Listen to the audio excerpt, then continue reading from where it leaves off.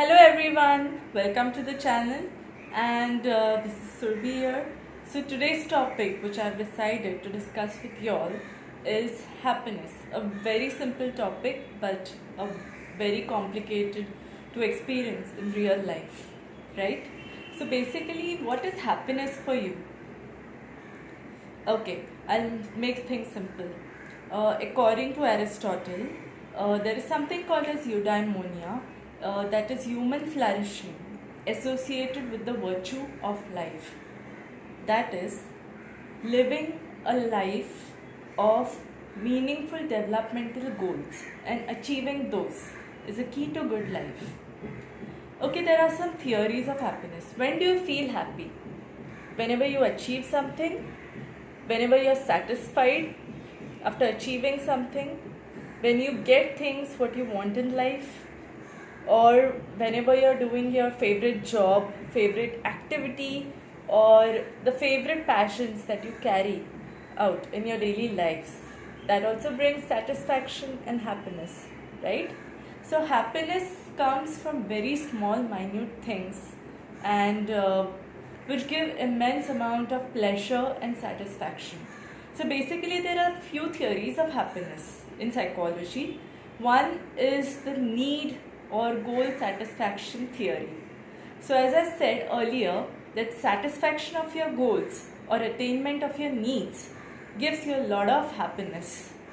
So as given by psychologists and psychoanalysts like Abraham Maslow, and who gave the theory of self-actualization, and second is Freud.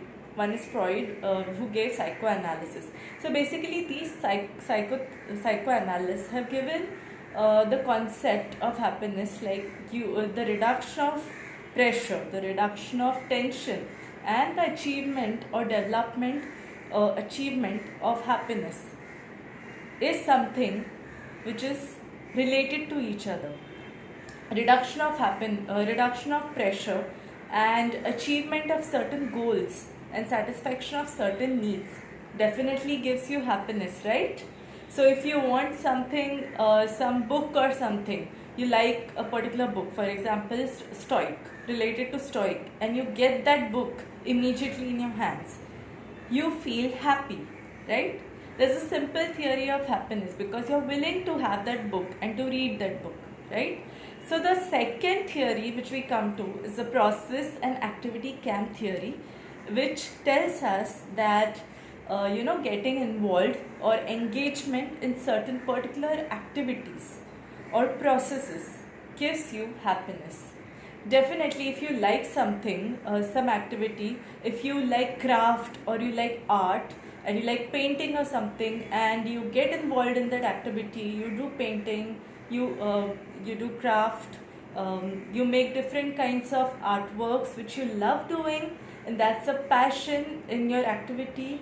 And when you do it, you get that own satisfaction, a kind of pleasure inside that you're doing something which you love doing, right? So Mike Csikszentmihalyi, who was working on these conceptualizations of process activity theory of happiness, said that basically the engagement in flow is something in which you're doing activities which match or which are related to which challenge your talent related skill related activities. In order to do those activities, you got some skills, right? If they match with your skills, or they are equivalent to your skills, so definitely you love doing them. They do not exceed, do not give you pressure and burden your capacity, potential to do that work, and also they are not less challenging also at the same time, and you love doing them a lot. So that engagement in flow also gives you a lot of pleasure and happiness. So basically engagement in these activities that you love doing, in pleasure giving activities like polishing your skills of crafts or art which you like, or reading a book for example, also give you a lot of happiness. So this was the second theory of happiness. Coming to the third theory of happiness is genetic or personality disposition to happiness.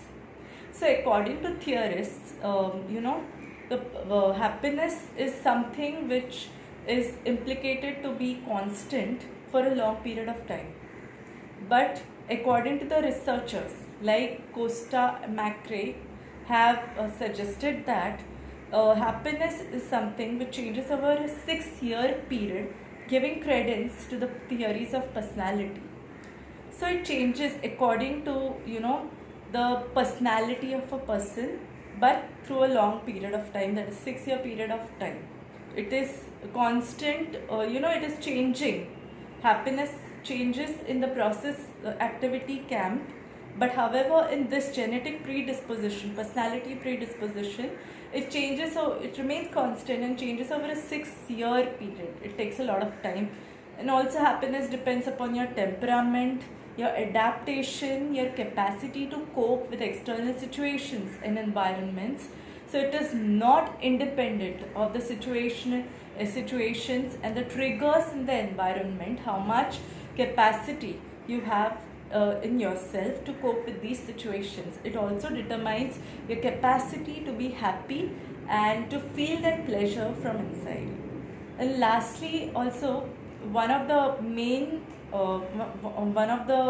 theories which were given by Lucas and Fujita suggested that some traits of the big 5 personality traits, that is we call it as OCEAN, that is O stands for openness, C stands for conscientiousness, E for extraversion, A for agreeableness, and N for neuroticism. So in these factors, extraversion and neuroticism, these two factors are mostly related to high amount of happiness. So these are mostly related, these two traits are mostly related to happiness, because extraversion and neuroticism are something which make an individual social and think differently, and they have the ability to interact and communicate socially a lot. So these were the basic theories of happiness. Also happiness depends upon culture to culture, person to person, and the level of coping abilities, the level of social engagement in particular activities, willingness to participate in social and other activities of pleasure seeking activities, or which give you passion, which give you happiness basically, including your passions. So that is what gives you happiness. So you guys just think, what gives you happiness? Does it come from outside or it's within yourself? Keeping yourself busy with some activities which you love, or getting involved in something which gives you satisfaction, which gives you motivation to do something, and which helps you to achieve your needs and goals. That is hard work, through consistency, patience and persistence. So does happiness come easily? Do you think? Just think and let me know in the comment section. Thank you so much.